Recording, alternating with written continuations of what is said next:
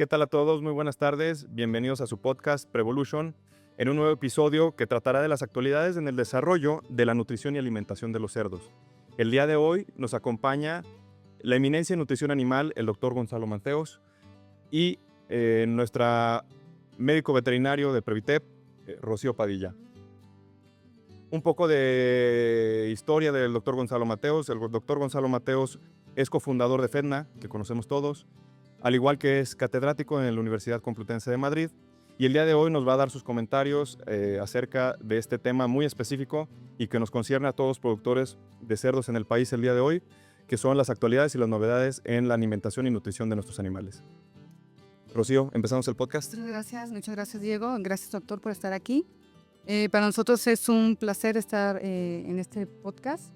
Y bueno, pasando un poquito a las preguntas, sabemos que dentro de las actualizaciones en nutrición animal se ha hablado mucho de fibra en cerdos, fibra incluso en aves.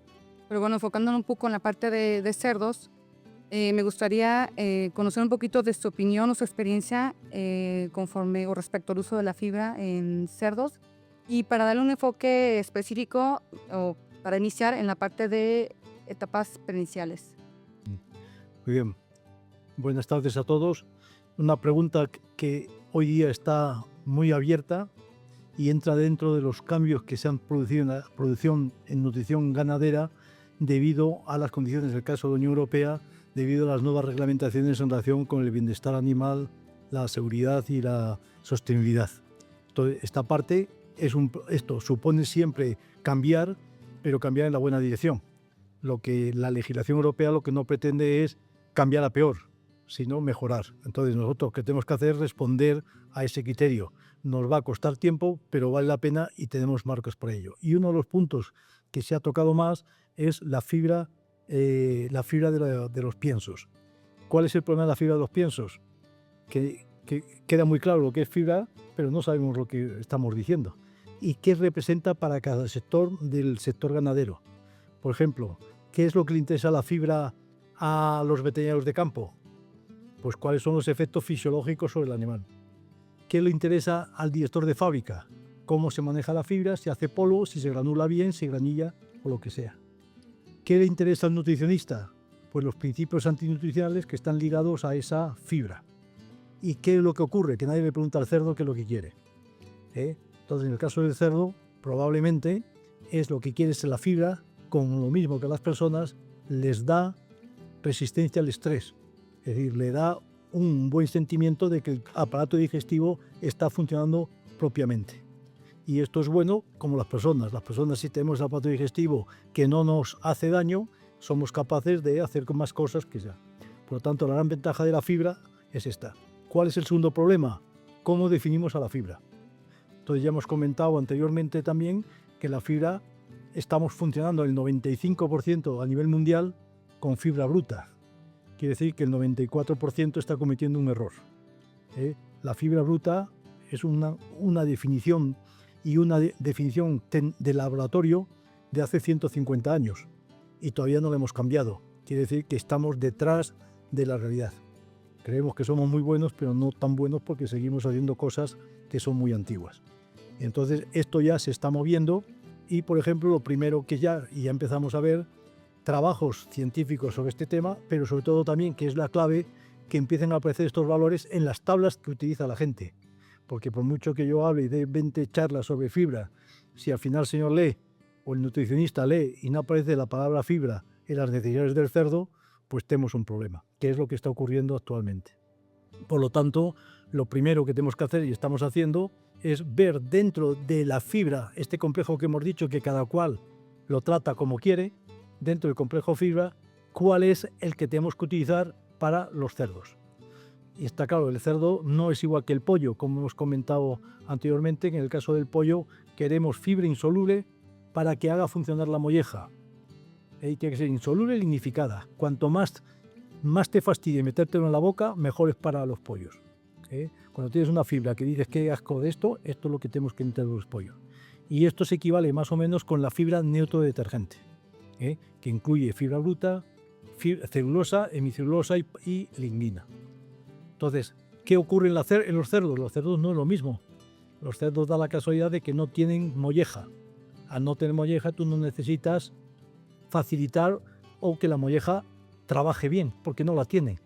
Entonces, en el caso del cerdo, tú necesitas sí que se puede utilizar la fibra soluble. Pero no en los lechones. Los lechones recién destetados no son capaces de fermentar porque no han aprendido todavía a manejar la fibra soluble y puede ser incluso negativa.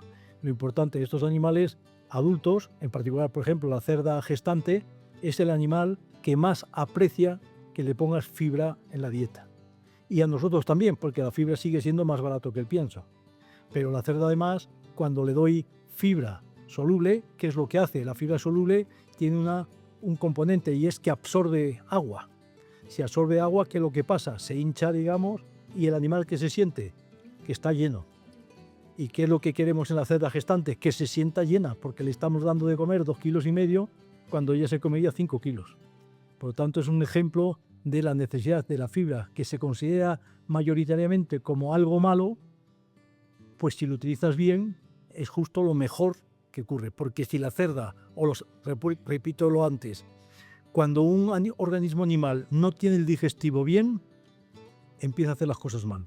Y lo mismo ocurre con las cerdas. Se adelantó un poco a lo que le iba a preguntar. Entonces, ¿existe una relación entre fibra y el estrés que tiene el animal? Totalmente. Para mí total y en los humanos. Por ejemplo, en la dieta mediterránea que hablan tanto de ella, ¿en qué consiste? En comer fibra. Y luego aceitunas para beneficiar a los españoles, ¿no? Que las vendemos. Pero fundamentalmente es por la fibra. Cuando te dicen la fruta que tiene agua y fibra. Las verduras que tienen fibra y fibra. Por lo tanto, todo lo que hemos dicho no estamos diciendo nada nuevo. Simplemente estamos cambiándole el vocabulario. En vez de decirlo en castellano, lo decimos en inglés. Pero es lo mismo. ¿Bien? Doctor, dentro de los beneficios de la fibra, bueno, me ha tocado escuchar en algunas otras charlas con usted cómo han utilizado la fibra también para, bueno, más bien con esta reducción que tienen o eliminación del óxido de zinc dentro de las dietas, cómo estratégicamente han utilizado la fibra también para... Esto es un punto clave y me alegro de que lo pregunte porque entra dentro del el triángulo, de la línea recta que he planteado siempre: seguridad alimentaria, bienestar animal y sostenibilidad. Es dentro de esto. Entonces, la legislación nos ha dicho, oiga, a los animales hay que tratarlos como a las personas. Más o menos es lo que nos están diciendo, ¿no? Y entonces lo que tenemos que decir, tenemos que hacer eso, pero sin que nos cueste dinero. O que nos cueste dinero, pero que seamos capaces de producir más. Y esto no es tan difícil como la gente cree. Todo el mundo cree que cuando se hace algo por el bienestar animal te cuesta dinero. Y eso es verdad. Pero si lo hacemos bien, el animal te responde con cariño y con dinero. Por lo tanto, seguro que el bienestar animal nos está costando dinero, pero no tanto como la gente cree. Ese es el tema. Y vemos que, por ejemplo, en la Unión Europea, pues lo mismo que hablamos en los pollos, se han puesto unas normas de bienestar animal y yo creo que Europa no ha empeorado las exportaciones. Quiere decir que no es tan importante como la gente cree si nos ponemos a trabajar. Pero si empezamos a llorar y a criticar al gobierno, pues entonces la hemos liado. Esto es un poco el criterio. En el caso de los lechones es particular, porque si empezamos mal el negocio, vamos mal. Si tú no tienes los lechones bien al principio, es muy difícil garbage in, garbage out. Entonces lo que queremos es que los lechones no sean garbage in. Y entonces, ¿qué es lo que queríamos hasta ahora? A gente, y ahí me incluyo, porque también soy gente, obviamente, pues que queríamos los lechones que crecieran mucho, muy rápido, cayera quien cayera. Entonces yo, por ejemplo, pues eso lo tenéis que cortar luego, porque usaba 4 antibióticos en los lechones cuando trabajaba en una empresa grande. Estoy hablando de hace 40 años, que ahora no se me ocurre. Algo pienso, es como antes fumaba en el coche con 3 niñas pequeños. Digo, ¿cómo pude hacer eso? No es que seas bueno o malo, es que los tiempos han cambiado y te tienes que adaptar, ¿no? Entonces, con este caso de los lechones, ha cambiado el objetivo. El objetivo no es conseguir lechones que crezcan mucho a base de antibióticos, a base de hacer cosas raras, sino lo que quiero es lechones que estén sanos. Y esto es lo mismo que ocurre con los bebés. Antes los doctores, ¿qué te decían? Estoy hablando de hace 50 años. Los bebés gordos, ¿qué eran? Los que estaban bien. Y ahora, cuando llevas un bebé gordo al médico, te meten en la cárcel. ¿Entendéis cómo cambian las cosas, ¿no? Y lo mismo ha ocurrido con esto. Nosotros ahora lo que vamos buscando que es los lechones que estén sanos. Y claro, cuando están sanos, tengo que hacer, el principal prejuicio que hay es una cosa que todo el mundo cree que es muy buena en la vida. No hay nada perfecto. Tiene ventajas e inconvenientes. Si yo le digo a alguien, oiga, estoy haciendo un pienso de lechones con mucha proteína, ¿qué cree la gente? ¿Que eso es bueno? Pues no. Resulta que con la nueva normativa de la Unión Europea y lo que creemos que es bueno, resulta que es malo. Entonces, una formulación ahora es que si normalmente, por ejemplo, cuando yo empecé a formular piensos de lechones usaba un 23% de proteína, ahora si uso un 23 me quedo sin cerdos. Entonces estoy usando un 16. ¿Y qué pasa cuando uso niveles tan bajos de proteína? Que los animales crecen menos. Pero un lechón, ¿qué pasa? Que en vez de 200 gramos crece 100. Pierdo 100 gramos, pero un cerdo, si está sano, engorda 1 kilo, más de 1 kilo diario. Por lo tanto, gano. Entonces, por ejemplo, en este caso, con la fibra, lo importante es que el animal se encuentre sano, para que luego ponga kilos porque está feliz y está tranquilo. Y es lo que estamos haciendo. Y entonces, ahora mismo, cuando te prohíben el óxido de zinc o el antibiótico, al principio, como no sabes, pues sufres y pierdes. Pero luego, como tienes que decir, esto es lo que hay y va a seguir siendo así, pues vamos a ver cómo lo arreglo. Entonces empiezas, en vez de a protestar, empiezas a trabajar. Y es cuando solucionan las cosas. La producción de porcino, en el caso de España, que ahora es el número 1 europeo, por lo tanto es un ejemplo, porque desde que prohibieron los antibióticos, ahora somos los números 1, quiere decir que hemos sabido arreglar este problema que creíamos que era insoluble. Y entonces, por ejemplo, ¿qué es lo que hace la fibra insoluble? La fibra insoluble primero hace que el lechón coma menos. Pero si no quiero diarreas, ¿esto es bueno o malo? Es bueno. Si no quiero diarrea, no me importa, no. Porque lo que quiero es que cambiar el objetivo. No quiero que crezcan mucho, quiero que estén sanos. Por lo tanto, la fibra tengo que ponerla. Cuando quiero que crezcan mucho con antibióticos, la quito, porque no es palatable. Cuando quiero que estén sanos, como los humanos, tenemos que comer fibra en la dieta mediterránea que hemos hablado antes. No es la única cosa, porque lo más importante es hacer las cosas bien. Los lechones los destetábamos pensando que era muy bueno destetar a 21 días. Y de pronto nos damos cuenta que cuando destetamos a 21 días tenemos que gastar más dinero del que pensábamos porque los lechones tenemos que darle un pienso que es más caro que la leche de la cerda. Que a veces ocurría esto. Entre antibióticos y todo lo que usábamos era más caro. Pues, ¿qué hacemos? Quitamos los antibióticos y lo que hacemos es tener animales más sin usar cosas que nos están prohibiendo. Pero no hemos perdido nada. Los lechones son más pequeños pero son más uniformes. Para mi sorpresa, por ejemplo, cuando empecé a trabajar este tema, la clave es no viene relacionado con la fibra es una cosa, pero hay que hacer más cosas. Lo primero es destetar, si yo no uso antibióticos, ¿qué puede beneficiar al lechón? ¿Destetarle antes de 21 días o destetarle a 30 días? Pues el lechón es más grande, se defiende mejor contra todo, porque es más grande. Eso ya lo sabemos. Por lo tanto, la clave es, la gente quiere resolver el problema lo quiere resolver con la nutrición. No, el problema se resuelve con el manejo y con la patología y con hacer las cosas bien. Y luego la nutrición ayuda, porque si cambia lo que queremos del lechón, tengo que cambiar la nutrición. Pero no porque la nutrición esté mal, es porque he cambiado los objetivos.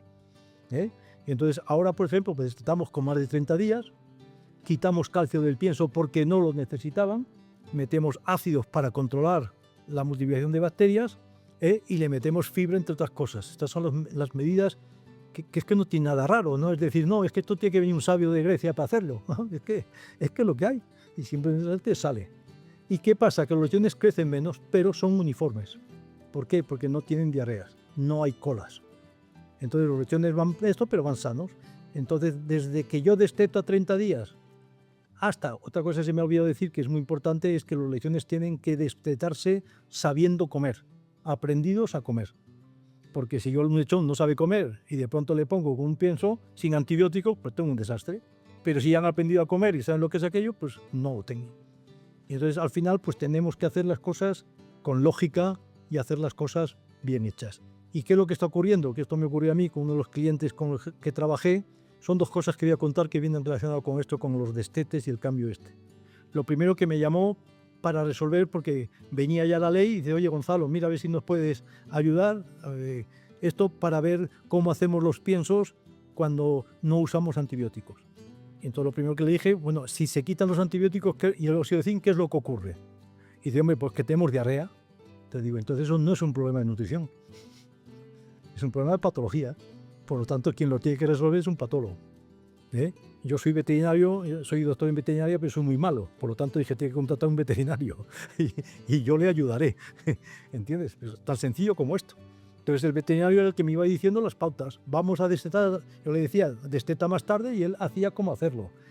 Los lechones tienen que aprender a comer, pues vamos a poner comederos y dónde los ponemos. Y hay que limpiar y hay que hacer esto. Pero es el veterinario el que hizo el trabajo. Y yo luego decía, en estas condiciones yo hago esto y voy cambiando las cosas. Y la segunda cosa de esta misma empresa, que la verdad es que me alegró bastante, cuando me viene un día el dueño y me dice, oiga, que quiero comer con usted porque las cosas van muy bien, están mejorando y vamos a cenar y así hablamos un rato. Y yo creí que me iba a felicitar porque los lechones no tenían diarrea. Y le digo, hombre, ¿qué? Le han dicho ya que hay menos diarrea, que se ha mejorado. Y dice que va, pues yo eso no me he enterado.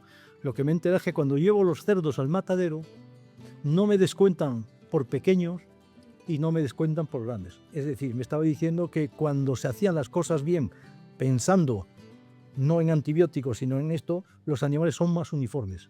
Y cuando están sanos crecían mucho más, entonces ganó mucho dinero, pero no es lo que yo creía. Fíjate que estoy contando ahora, pero me equivoqué. Pero bueno, ¿qué más me da si acerté? ¿Eh? Muy curioso. Otra pregunta. En esas dietas que manejan actualmente con una proteína más baja, digo, al final estamos hablando de proteína ideal, pero hay una relación de nitrógeno que se tenga que cuidar o que se tenga que manejar al momento de hacer ese tipo de dietas. Esto es muy importante, pero no solamente para los cerdos, es global. El 99,9% de los técnicos a nivel mundial no sabemos lo que es la proteína. Y no lo sabemos porque esto que dije antes, de que hace 150 años en una ciudad alemana se inventaron cosas, las seguimos usando. Y ellos decidieron por decreto, pero fijaros si fueron listos, decidieron por decreto que la proteína era nitrógeno por 6,25. Y lo seguimos usando. Pero eso lo dijeron hace 150 años y encima no es verdad. Y seguimos. Y de hecho, legalmente tienes que seguir ese criterio. Un criterio que no es verdad. Pero tienes que seguir porque es la legislación, ¿no? Entonces, claro, lo primero que hay que hacer hoy día también, que estamos haciendo, es primeramente bajar la proteína seguro. A mí cuando alguien me dice que tiene diarrea de quien sea, aunque sea de mis nietos, le digo a la madre, quítale, que no coma, que bájale la proteína. Es inmediato. Pero antes, por ejemplo, los médicos te decían, cuando había un problema de esto, decían que no diera fibra.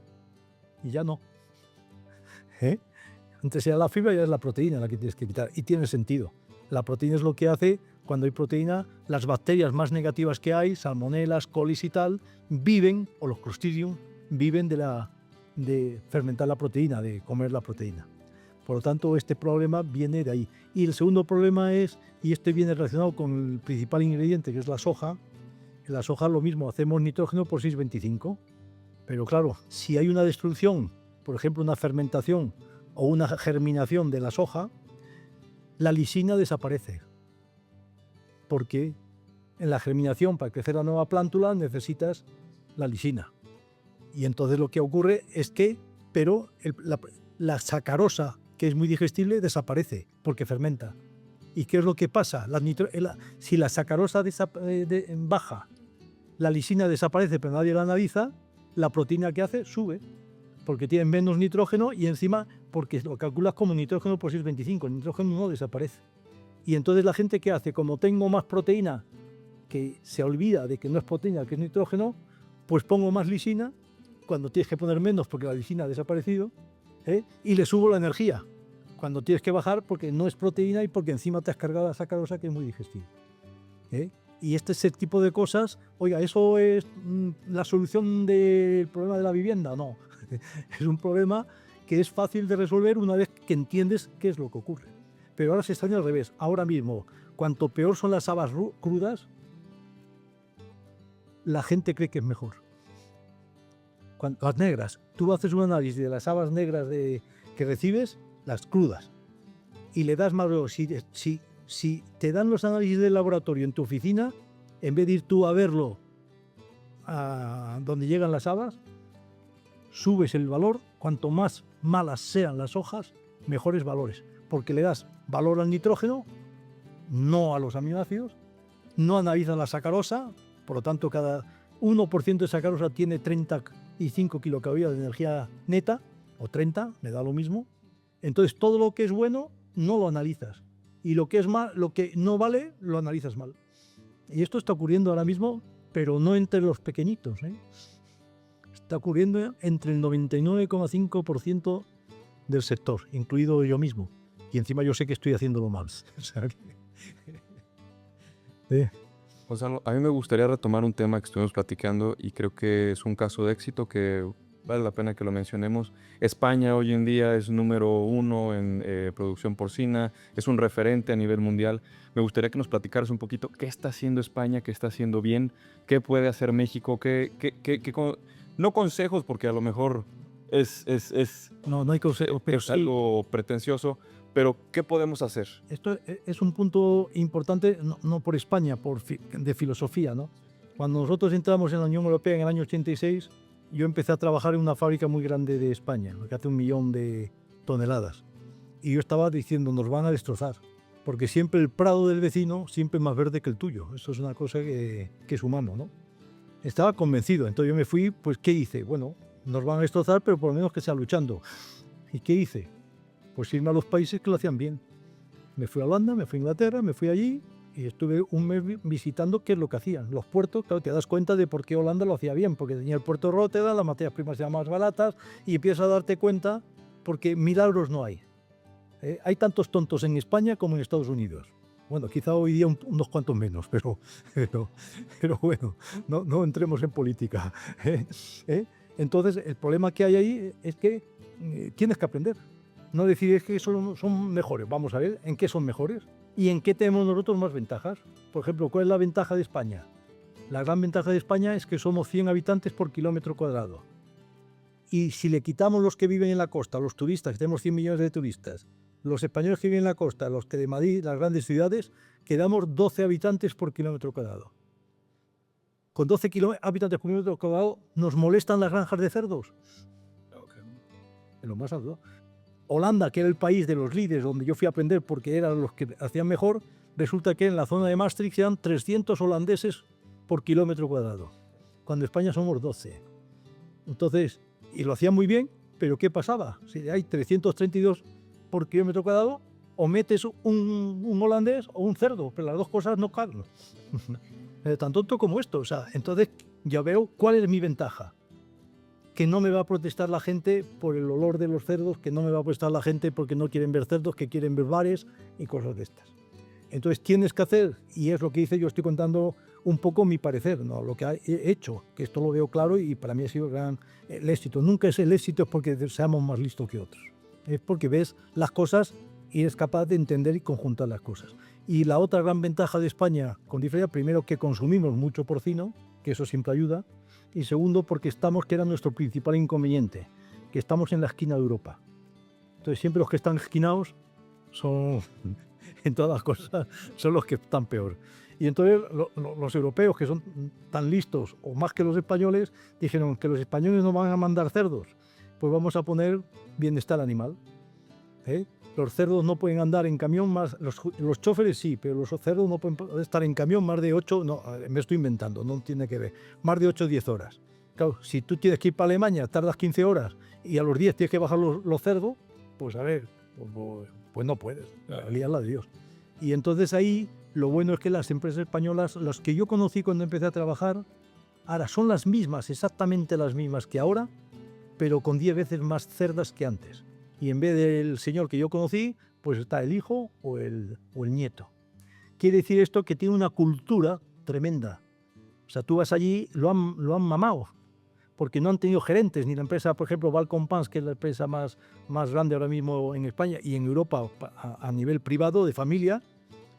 Yo conocí al abuelo con una carretilla. Le dijo, oiga, le ayudo, y me dice, no, que yo lo hago más rápido que usted. El señor ya de 70 años me dejó planchado, pero era el espíritu. Eran ellos los que lo hacían. Entonces han sabido defenderse y hacer. Y ahora en España, por ejemplo, la gran diferencia, la mayor parte de los cerdos producidos son de empresas familiares, que actúan ya, pero eran los gerentes siempre gente de la empresa. Y eso es lo que veo así, lo que veo de mayor mérito que han tenido. Y ahora, oye, hay que copiar eso, ni se os ocurra. Porque si resulta que copiáis eso y empecéis a meter cerdos en Guadalajara, en mitad del atasco, y metéis una granja, pues imaginaos lo que ocurre. O sea, hay que ver cuáles son las ventajas de México comparados con los demás países, no con España ni con nadie. Yo no me comparé con nadie. Yo fui comprando cada cosa, pero no digo, voy a copiar a Holanda, ni se me ocurre. Cuando vi que un terreno allí, pues en España un terreno en la zona seca vale 5.000 euros la hectárea, más o menos 5.000. En Holanda, un amigo mío que conocía que vendió, porque ahí le dan dinero por cerrar las granjas, y el sitio donde tenía la granja, que era una hectárea y pico, le dieron 80.000 euros. ¿Cómo vas a producir cerdos cuando la hectárea vale 80.000? Los vendes y a vivir del cuento. España supo identificar sus ventajas y supo usarlas y trabajar. Y la ventaja, por ejemplo, en vez de una que puede ser desventaja, oye, que hace mucho calor. Sí, pero tengo que gastar menos en calefacción, que es cara en invierno. Por ejemplo, pues pone casos, ¿no? Este estilo de cosas. Muy bien, perfecto. Aquí en la zona, doctor, la verdad es que la mayoría de las empresas son familiares y bueno, yo la verdad es que sí veo un esfuerzo grande por todos ellos. La verdad es que el negocio va creciendo, pero dentro de la producción parte de los retos que yo observo es en estas, y lo platicábamos hace un momento, estas hembras hiperprolíficas, las camadas grandes, que sí es un reto grande. De repente tienes camadas muy grandes, pero no puedes, o sea, la supervivencia es muy baja, o también lo que se tiene que cuidar mucho es el desgaste de la cerda, porque también las lactancias son más grandes, son de 28 días. Y esto comenzó mucho en su momento con temas sanitarios, por cuidar un poquito por cuidar la bioseguridad y el que no tengan enfermedades, de cambiarse a bandas de 3 semanas y lactancias de 28 días. Pero entonces sí vemos retos de cómo cuidar la condición corporal de la cerda y cómo rescatar la mayor cantidad de lechones. Usted hablaba de 32 lechones, es lo que se está produciendo por hembra al año, ¿no? No, eso es lo que queremos producir. Eso es lo que queremos. Pero aquí hablábamos de 24, que son, lo mencionaba, como hembras tradicionales. La verdad es que creo que estamos en ese valor. La verdad es que la pérdida en lechones es bastante. Esto es una mezcla, pero hay que tener cuidado. Por ejemplo, nosotros estamos en España, que todo en la vida, según te comportes, es un beneficio o un prejuicio, hasta que seas guapo. O sea, no tiene nada que ver. O sea, depende cómo lo uses para liarla y ir peor que mejor. Entonces, nosotros teníamos aproximadamente hace 8 años no más, el que tenía 24 lechones estaba de miedo. Entonces empezamos a poner y empezamos a usar, por ejemplo, la danesa. La danesa te produce 30 y pico lechones al año, pero 30 y pico, pero la media del país casi. Bueno, ¿y eso es bueno tener 35 lechones cuando no tienes granjas preparadas para 35 lechones? No. En función de tus posibilidades tienes que acostumbrarte. Otra cosa que es importante es que las cosas complicadas, esto en producción de porcino, para mí las cosas complicadas nunca me han funcionado. No en nutrición, en mi vida privada, en todas cosas. Cuando te complica la vida no funciona nada. Entonces, por ejemplo, en animales que producen 20 lechones por cerda parida, por parto, que es el caso que hablamos antes, y la cerda solo tiene 16 mamas, 16, 14, 16, no, 16 mamas, y tienes 20 lechones que los puedes tener, ¿qué haces con esos 4 de más? Pues están todo el día peleando con los amigos, con los hermanos, o los cambias de cerda. Y cuando tú cambias a alguien de mamá, ¿es un estrés o no? Todo lo que sea estrés significa pérdidas. Y es más, hoy día, como todas las cerdas producen muchos lechones, hay lechones que yo los veo, que los apunto cuando voy a una granja, que los han cambiado 3 veces de madre. Y luego, ¿qué pasa además? Que tienes el caso de España, que nos dimos cuenta a tiempo y ahora estamos cambiando, no buscamos tantos lechones. Obviamente, el tema de lechones es siempre bueno, pero yo no quiero lechones de medio kilo. Pero un problema es, en España, que eso no se ha solucionado, porque nadie es perfecto. Pasamos de 22 lechones en menos de 7-8 años a 28, más o menos la media estará 28 y pico o así. Pero claro, yo no he visto que las granjas hayan aumentado. Las cerdas paren más, la mortalidad está en torno a un 10, ha subido obviamente porque tienen más lechones, pero tienen más cerdos, quiere decir que tienen menos por metro, tienen más cerdos por lechones por cerdo cuadrado. Eso es un error. porque empiezas a complicar la vida a los lechones. Y si complica la vida a los lechones, te complica la vida. O sea, tiene que ir todo conjunto. En los lechones y en toda la vida, el parámetro que está en menor cantidad es la que te marca toda la producción. Tú puedes tener todo perfecto, con que falles en que tienes la mitad de comederos que necesitas, da lo mismo que le estés dando el mejor pienso del mundo, la mejor genética, que lo que sea. Siempre tienes que mirar al factor limitante. Ya lo hacemos en nutrición, pero en manejo no. En manejo creemos que no. Pues no tenemos espacio, pues cogemos un cerdo más productivo. Pues, te vas a enterar. ¿Eh? Este tipo de cosas. Muy bien. Queríamos también platicar acerca... Van a haber unas actualizaciones próximamente, ¿verdad, médico? No sé si queramos abordar ese tema con el doctor Gonzalo. Sí, igual nos puede compartir, doctor, porque algo que comentamos es en noviembre van a lanzar las actualizaciones de FEDNA, las tablas de requerimientos. Creo que ahí van a hablar un poco más a fondo de lo que es la fibra, la proteína ideal. No sé si hay algún otro concepto, digamos, innovador, alguna actualización que valga la pena comentar en este momento. Sí, ahí lo que hemos intentado es simplemente, en la edición anterior, hablamos, por ejemplo, en cerdos cebo. Pues hablamos de cerdos cebo de crecimiento medio y de crecimiento bueno. Y nos damos cuenta que eso era un concepto que era falso. Aquella más crecimiento medio y crecimiento alto. Entonces, lo que sí hay diferenciado muy claramente son animales de crecimiento rápido y animales castrados, cruzados por Duroc, y animales de crecimiento más lento, de animales enteros, cruzados por Pietrain. Eso está claro que hay una diferenciación clara. Si tú tienes Pietrain que comen menos, ¿qué tienes que hacer? Piensos más concentrados. Si tú tienes Duroc que comen mucho y crecen mucho, pues necesitas piensos menos concentrados. Este tipo de cosas, tan sencillo como eso. Y luego, una vez que decimos esto es lo importante, ahora vamos a ver qué lisina le ponemos. Y ahí lo que sacas es, con el efecto, hemos hecho un estudio, que esto es otra cosa, porque FEDNA es una asociación sin ánimo de lucro. En el año 22 y 23 hicimos un estudio que le pedimos a todos los productores de porcino, de integradores, les pedimos las fórmulas y las recomendaciones que ellos tenían en sus explotaciones, y a los fabricantes de premix correctores. Se lo pedimos me parece que fueron 35 productores. ¿Cuántos nos contestaron? 2. 35. Quiere decir que FEDNA está bien considerado, porque está hecho entre la universidad y la empresa privada. Y vosotros, los que vais, tú creo que has ido uno día, tú vas ahí y no sabes quién es el que lleva aquello. De pronto aparece un tío y se pone a hablar. Y eso es lo que queremos. O sea, hay un montón de gentes, pero todo lo hacen los estudiantes y algunos profesores. Pero está hecho por los estudiantes.